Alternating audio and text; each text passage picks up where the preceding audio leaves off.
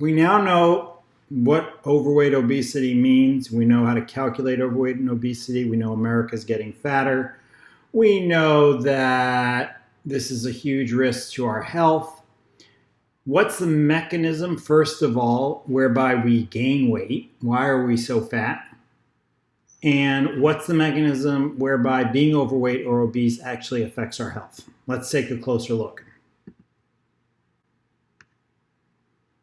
Now, there's two hypotheses when it comes to understanding why America has gotten so fat. One is calories in, calories out. We're eating too much, we're not exercising enough, and it's causing us to gain weight. The other school of thought is it's a metabolic problem. We're eating processed foods, foods high in sugar, foods with refined grains, and our insulin levels are increasing. Insulin tells us to store anything we eat as fat. So we're gaining weight because we're becoming insulin resistant. And it's because of the poor food quality. It has nothing to do with how much we are actually consuming. So one school says it doesn't matter what you eat, it's just that we're eating too much. The other school is it doesn't matter how much you eat, it's just that we're eating the wrong foods. The truth, according to the evidence, is right in the middle, right in between, incorporates both schools of thought. Both the quality of the food and the amount we're consuming are the problem. Let's look at the quality of the food first. If we eat foods that turn into sugar rapidly in our body, it causes our blood sugar to rise. When our blood sugar rises, it causes our pancreas to produce insulin.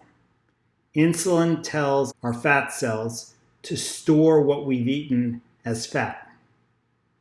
So if you eat foods that turn into sugar quickly and produce an insulin response, anything you eat becomes fat, isn't available for you to burn as fuel. You will still feel hungry, and so you'll eat more because most of your cells are not getting the nutrients. They're going right to your fat cells.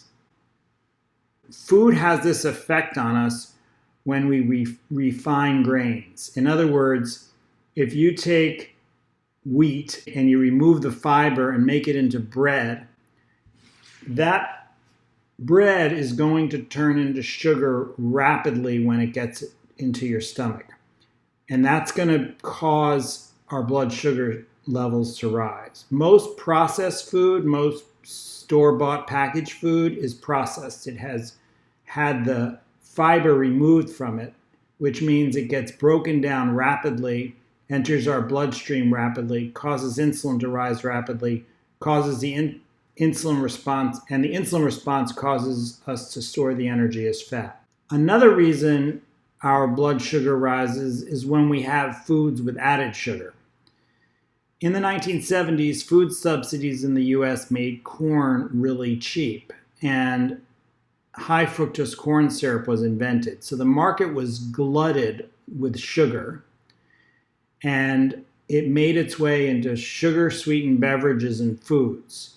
Added sugar turns directly into glucose in the bloodstream, and in addition to grains that have had their fiber removed, foods with added sugar cause dramatic elevations in our blood sugar, precipitating the insulin response. You can look at U.S. sugar consumption in the U.S. since 1820, and you can see how a steep incline took place around the 1970s, but this has been growing since around 1920. The other school of thought about obesity, the one that says we're just eating too much, is also true. In around the 1970s, food subsidies created a food surplus, and convenience foods really made their debut on the food scene. So we had all of this extra food, and we had food subsidies that made it very cheap. One way that the food industry was able to get us to eat more, increase demand without actually creating more people, was to market the idea of snacking and the idea of food on the go and the idea of eating all the time. The effect has been an over 500 calorie per day increase in our diets just from snacking alone. So it's like having a fourth meal.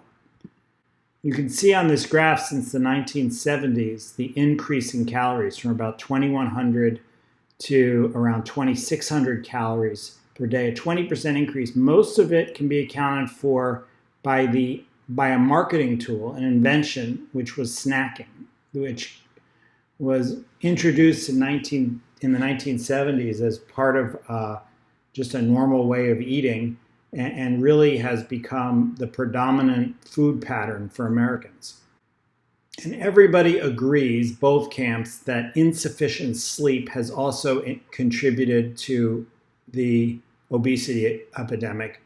One way is that it causes a fight or flight stress response. When we are sleep deprived and under chronic stress, our body thinks there's an emergency. It floods our bloodstream with sugar to prepare to be able to fight or flight.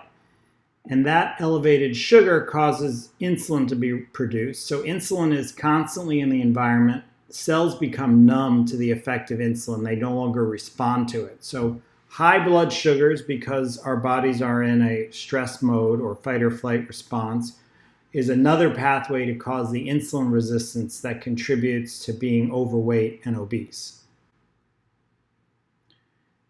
Additionally, sleep deprivation can cause cognitive impairment. The first thing that goes when we're sleep deprived is our higher executive function thoughts, the thoughts that say, like, don't eat that donut. So we lose our ability to make decisions that accord with our values and that take willpower when we are sleep deprived. That's a double whammy for sleep deprivation. In summary, it's both the quality of the foods, the predominantly refined grains and sugar-added beverages that entered the food supply in the 1970s, and the precipitous rise in calories, as well as insufficient sleep, that can be considered the main contributors to obesity and overweight. What's the effect of overweight and obesity? Being overweight and obese increases blood pressure and stroke risk. It increases cholesterol levels and heart disease. As we've said, it increases insulin resistance, which can lead to diabetes.